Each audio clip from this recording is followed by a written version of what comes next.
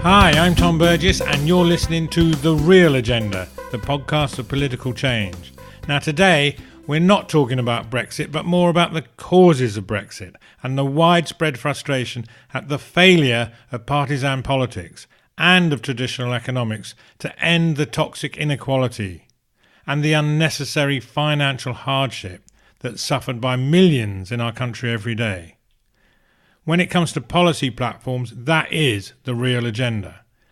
So on this show, we focus on the answers, and today we're going to hear from some of those interviewed on the real agenda over recent months, and hear their views as to how we can fix these fundamental and urgent issues. So coming up is Professor Danny Dorling, Stephen Kinnock MP, Tom Copley, London Assembly Member, Neal Lawson, the Chair of Compass, and Claire Ainsley, Executive Director of the Joseph Rowntree Foundation, the Poverty Campaigners, as well as the Rev Paul Nicolson, the relentless founder of Taxpayers Against Poverty. Now, it's not right that a fifth of our population live in poverty, and what's more and more people are relying on food banks.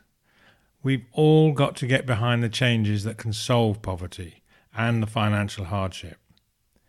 The economy we have today was designed.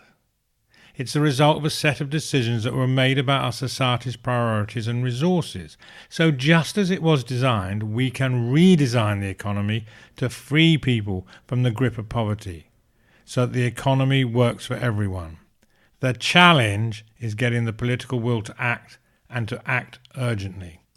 At least two of the members of Parliament who resigned from their party on the 18th of February get the point about what is the real agenda.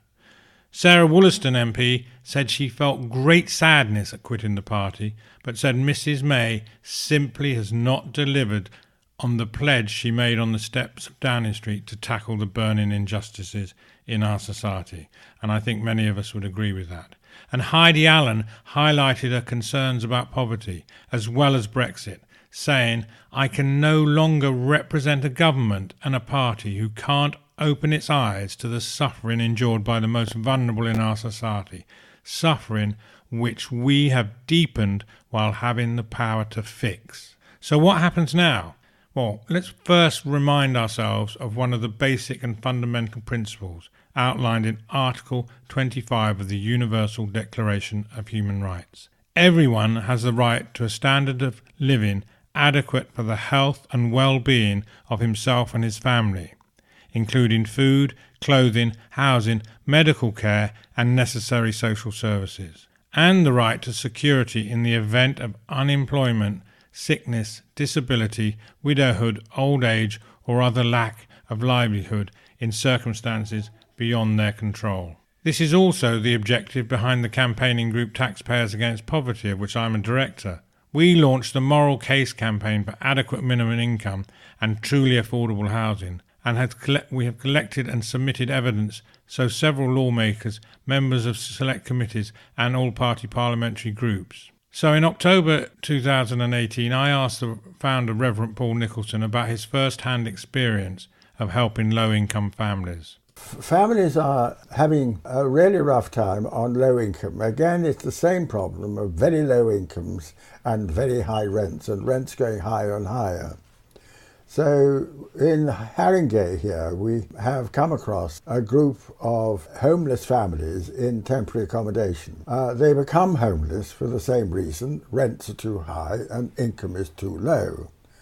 And they then go and report to the council, and the council says, you've got to take this offer, this one offer, otherwise you'll be what is called technically homeless, which means they cast them into outer darkness and they are never seen again by the council. The council refuses to do anything for them. So you have to take the offer. And one of the families that we're helping at the moment was put into a house which was repossessed because the landlord wasn't paying the mortgage. So they had a few months in that house and they had to move again. And then the next one was a short-held tenancy, and all right, it lasted for 8 years. But at the end of that, he wanted to sell his property as well. And so went to the council. The council said, come back to us on the day the bailiffs turn up to change the locks. Well, you'd have thought, having some notice. They get a notice to quit, and the notice to quit gives a couple of months before it goes to court to make it happen. You would have thought the council could do something in that time to make it possible for them to move smoothly into whatever the next accommodation is going to be. But not so. They moved them that night in a great rush and hurry into the local homeless hostel. Now, the homeless hostel has single men who could be alcoholics and drug addicts. And so you put a family of 2 young children with mother and father in among those people. They had to get a lawyer to get them out of there. And now they've been moved into Love Lane Estate at the top here. Now, that is one of the greatest abuses of power I have ever come across, because there are council tenants and council property. And there is Tottenham Hotspur football ground, powerful Tottenham Hotspur, powerful Lend-Lease international Australian developer, and powerful council. And the powerful council is wanting, those 3 powerful organisations want to build a smart walkway from Tottenham Hotspur's new football ground to Tottenham Hotspur's new White Hart Lane station. And for that, they're knocking down the council properties. And that's making the council tenants move. And they're getting spread up. So anything that was in the way of a community, which is very important to them all, because in a way, the lower your incomes, the more you need the support of each other. And once they've moved the current tenants out, they move these families in who are in temporary accommodation, only to be moved out again because they don't get their permanent accommodation, sometimes for 10 years. Now, over that 10 years, they're young families, so their children are being educated during those 10 years. And we know, and it's been shown time and time again, that moving children, when they're being educated from one place to another, only disrupts that education and makes it very difficult for them, if not impossible. And then in December 2018, I asked Claire Ainsley, Executive Director of Joseph Rowntree Foundation, the poverty campaigners, about what can the government do. I think the government needs to tackle the root causes of poverty, because actually just ameliorating the symptoms is not going to be good enough. Actually, although we have a declining picture, we already started with quite high levels of poverty, so it's not as if we've got the answer to good work. Wasn't right under the last government either.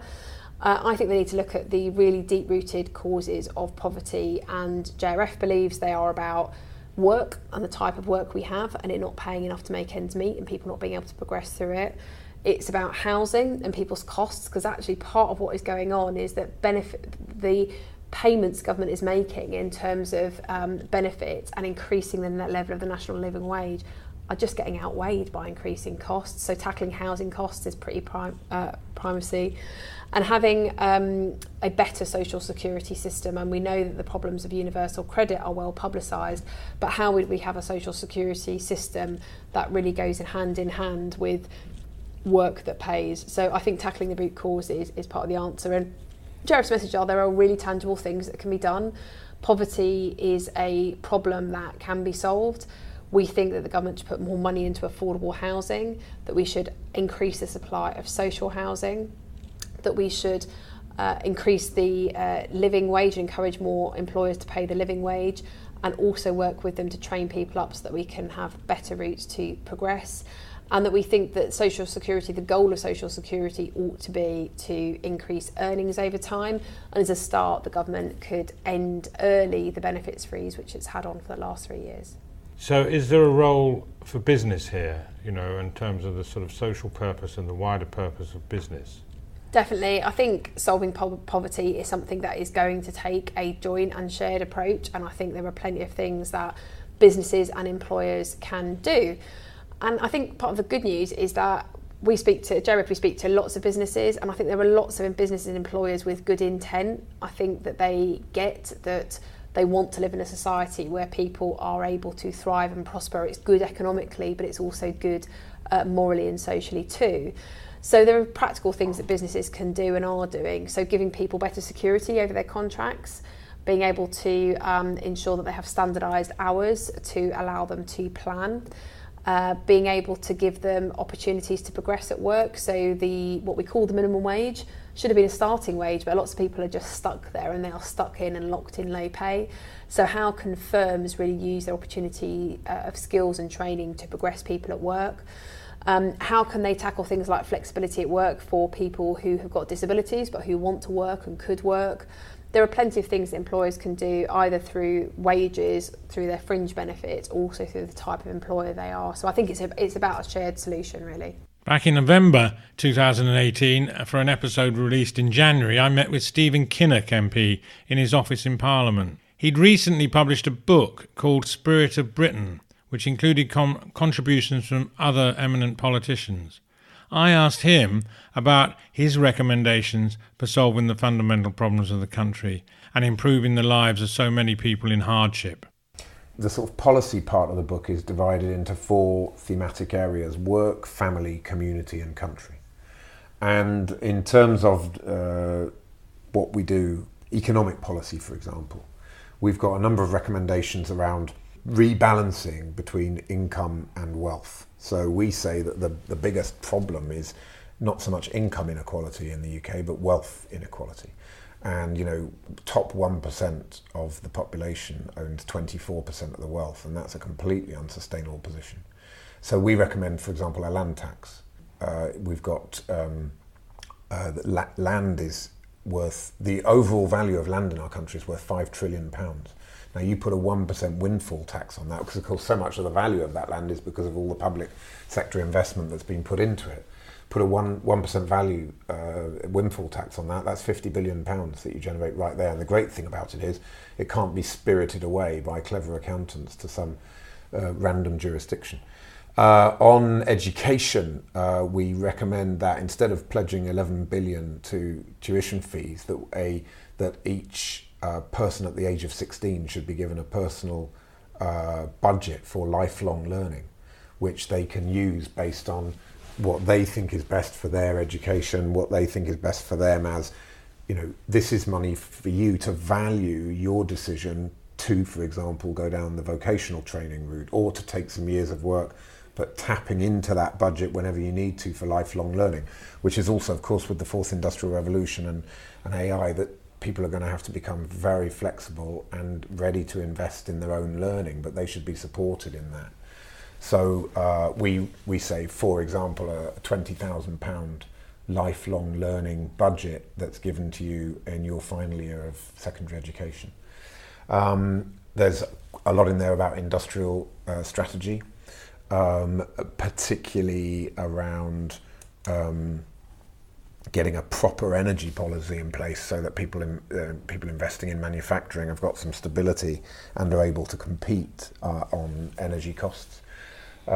And we also talk a lot about England and the need for recognition of English identity and of English representation. So there's a very good chapter in the book by John Denham who sets out some of the constitutional changes we should look to make, which can ensure that England has a voice. And then there's a big piece in there about letting go of power. So our critique of Labour's current position on many issues is it seems to all be about re-centralising everything, whereas actually what communitarians generally, and the clue is in the name, they believe, and they rightly believe, that localism and local solutions to local problems is the right way forward. So there's a chapter in the book by Steve Reed talking about how you can devolve budgets to local organisations so that the local authority doesn't hold that budget, it's actually held by the local. And then there's a governance, how to set up governance to ensure that the money's being spent in the right way, but to actually let local people decide how best to invest in their own communities. So localism is a really strong strand of our thinking in the book. One of the basic needs of everyone in our society is the availability of affordable homes. The situation is now out of control, with millions deprived as a result of inaction. Now, building affordable homes is fairly straightforward, as the cost of building a house is much the same across the country. but it is buying affordable land that's the problem. So in an episode released in January 2019, I went to The Onion, the spherical office block next to the River Thames at Tower Bridge, otherwise known as City Hall, and asked Tom Copley, a member of the London Assembly and Deputy Chair of the Housing Committee, how can we make land more affordable? So land is the crucial issue, and in London at the moment, 60% of the costs of building your average home is the land. So until you sort out the land issue, you're not going to sort out the housing crisis.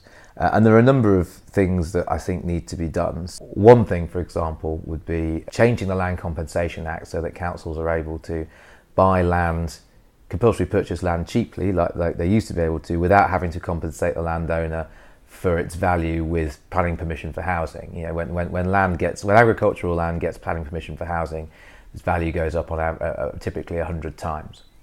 But also, I think we need to look at but the whole tax system in this country and what that incentivises and disincentivises, and how fair it is. And I think one of the fairest way to tax people is to have a land value tax, and that would be a tax on the underlying unimproved value of the land. Take off all the buildings and determine how much that land is worth, and that's payable regardless of whether the land is occupied or not.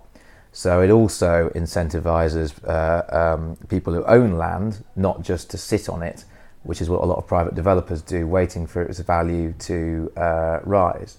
It's a tax that is economists on the left and both left and right like it. It's got proponents on both left and right, from Winston Churchill to John McDonnell, the full spectrum, and you know, it will essentially serve two purposes. Firstly, it's a very fair way of raising tax, and it really goes after the people who've got the money and the wealth. And it also incentivises house building, so it should have a sort of double effect in terms of us being able to raise tax more fairly, which we can then use to invest in more affordable housing, and incentivising the development of land, and for landowners not to leave land and buildings unoccupied.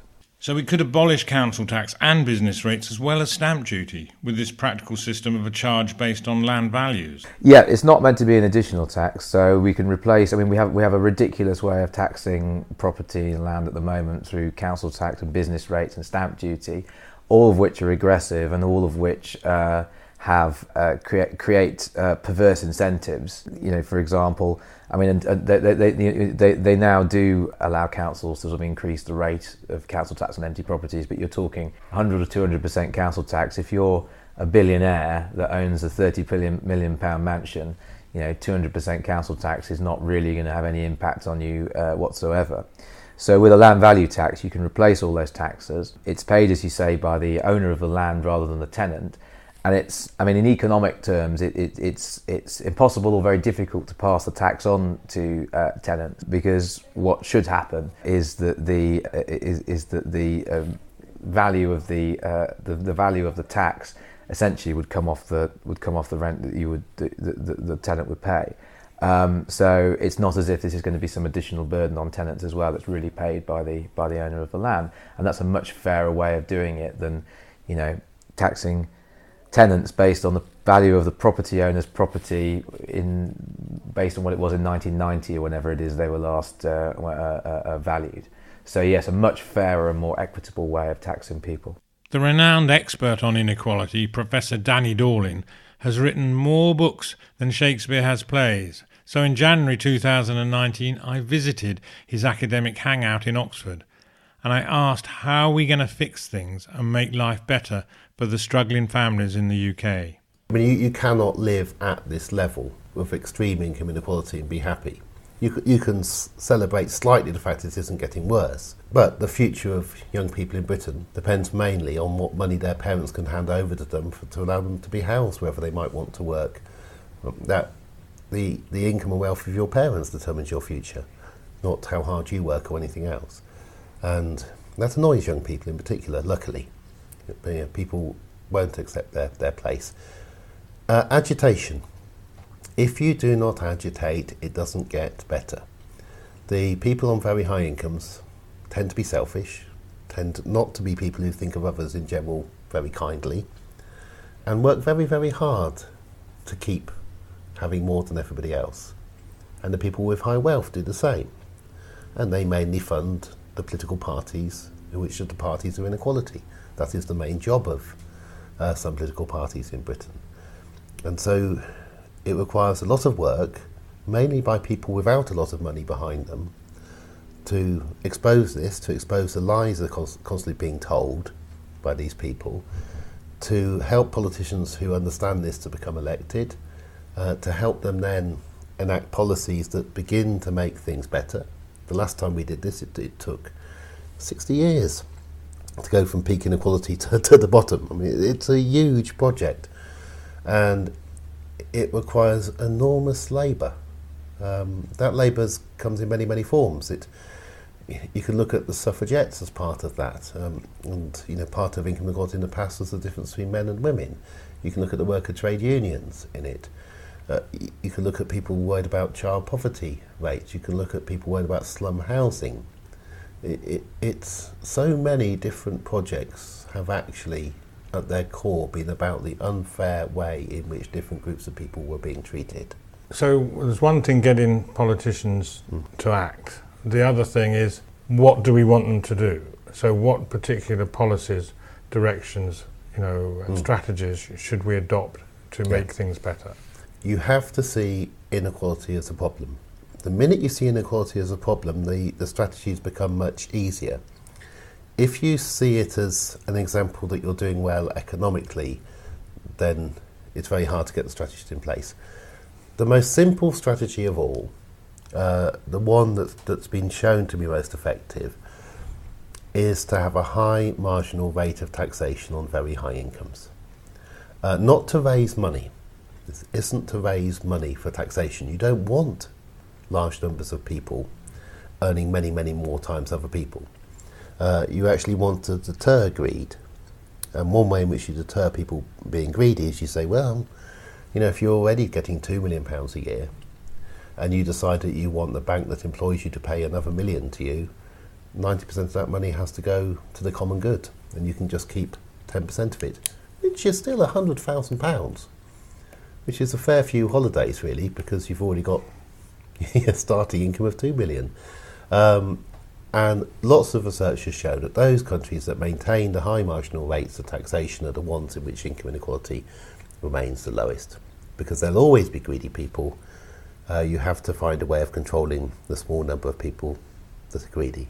That's one of many policies, but it's the most effective policy that we've seen work in the last 4 decades. And I also talked to Neal Lawson, the chair of Compass, the campaigning group for a good society. And after a very wide-ranging conversation about fixing the fundamentals, I asked him, so are you optimistic? I'm optimistic because I think people have amazing capacities to adapt, to survive, to collaborate, to have empathy, to have love, to have compassion, and politics has got to be in service to those attributes, I think, and not think it's there to tell people what's good for them. And on that basis, I think the 21st century could be the best century. There's no better time to be alive than now, right? However much of a mess, of where we started with this conversation, there's still not a better time to be a human being than right now, right here. We can make it a lot better because we're learning the cultures to do that, and we're beginning to get the technology to do it. So yeah, you have to be an optimist. Those are just some of the thoughts and views heard on The Real Agenda in recent months. The full episodes are available through our website at realagendaradio.org or from your podcast provider. So what can we do? Well, in our society, we believe in showing compassion towards others and helping and protecting each other from harm. Yet right now, 14 million of our people are in poverty and millions more are struggling to provide for their families. We share a moral responsibility to ensure that everyone in our country has a decent standard of living. It's simply not right that we live in a society where so many are locked in poverty. We must all get behind the changes that can solve poverty. So our representatives and political leaders need to focus on the following urgent goals. 1. higher wages to include a real living wage and minimum income standards for those on welfare support. 2. Lower costs for those on lower incomes so that they can afford a decent standard. That means cutting income and council taxes for lower earners and creating more affordable housing. And number 3, as we all help to create the wealth currently only accumulated by the few, that prosperity should therefore be shared more equitably, ensuring that our planet is protected and that there is access to quality health, education and welfare support, as well as intelligent investment in infrastructure. This will mean the wealthy and higher earners will indeed need to contribute more to public revenue and national assets, for indeed it is their duty to do so. As I said earlier, the economy we have was designed. It is a result of a set of decisions that are made about our society's priorities and resources. Just as it is designed, we can redesign it so that it works for everyone. If you're in London, you may be interested in a seminar on the 1st of May between 6 and 8 p.m. at the Attlee Suite, Portcullis House, Westminster, organised by Taxpayers Against Poverty. Its purpose is to place on record well-sourced and tragic impacts of austerity and poverty. It will be chaired by Debbie Abrahams MP. The speakers include Professor Danny Dorling from Oxford University, Dr. Faiza Shaheen, the Centre for Labour and Social Studies, Dr. Chris Grover from Lancaster University, Professor David Taylor Robinson from Liverpool University, and Aditya Chakrabarti, Senior Economics Commentator for The Guardian. You can find out more at taxpayersagainstpoverty.org.uk or go on to Eventbrite to register to come to the event. So what do you think? Do email us at tom@realagendaradio.org with your comments and ideas, as this is your show and we'd love to hear from you. Thanks so much for listening. Also, do check out our website at realagendaradio.org, where you can sign up to receive regular updates. You can follow us on Instagram, Facebook and Twitter. So what's up next on The Real Agenda? We'll be looking at how we can have a real living wage, and also in our USA edition hearing about the case for a maximum income. That's all soon on The Real Agenda, the podcast for political change. Do subscribe on your podcast provider so you're notified of new episodes, and it would be great if you'd write a short review. And a special thanks to our sponsors, the Reverse Media Group, one of the fastest growing search and media companies. Find out why at reversemediagroup.com. One thing is certain, people want to see change to a more compassionate and just society. It's urgent, and it's up to us to make it happen. That's The Real Agenda. I'm Tom Burgess, thank you for listening, and I look forward to talking to you again soon.